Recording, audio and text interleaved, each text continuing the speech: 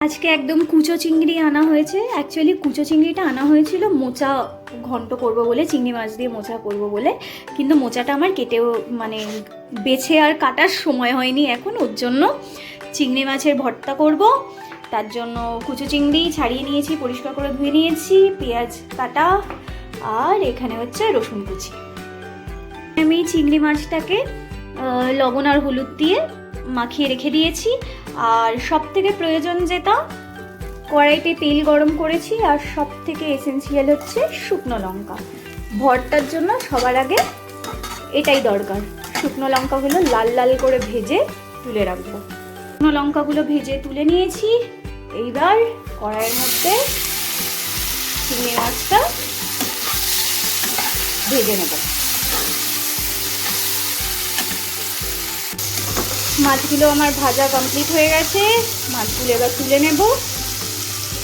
তুলে নেওয়ার পরে ওই কড়াইতেই সামান্য আরেকটু তেল দিয়ে রসুনগুলো দিয়ে দেব। রসুনটা এরকম করে ভেজে তুলে রেখেছি। রসুনটা ভাজার পরে কড়াইতে তেল দিয়ে পেঁয়াজগুলো ভেজে নেব। পেঁয়াজগুলো ভাজা হয়ে গেছে। কিছুটা পেঁয়াজ আমি মিক্সিতে পেস্ট করব আর কিছুটা কড়াইতেই রেখে দেবো। মিক্সিতে দেওয়া হয়ে গেছে, এবার দু পাক ঘুরিয়ে নেব। বাস, এখানে আমার পেস্টটা রেডি হয়ে গেছে। কড়াইতে যে বাকি পেঁয়াজটা ছিল সেটুকুনি দিয়ে এটা দিয়ে একেবারে নাড়াচাড়া করব।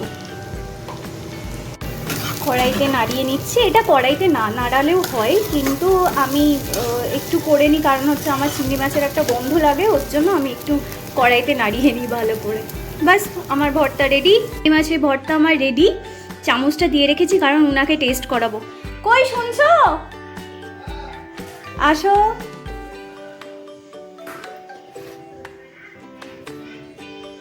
তাড়াতাড়ি। হ্যাঁ হ্যাঁ, হয়ে গেছে। টেস্ট করো দেখি। দাও না, আমি খাইতে লুলা নাকি একটু বেশি করে দিতে হয়।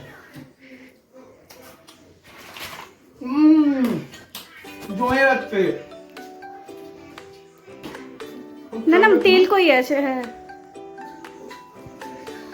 ঝাল হয়েছে। হ্যাঁ, ইচ্ছে করে দিয়েছি তো ঝাল।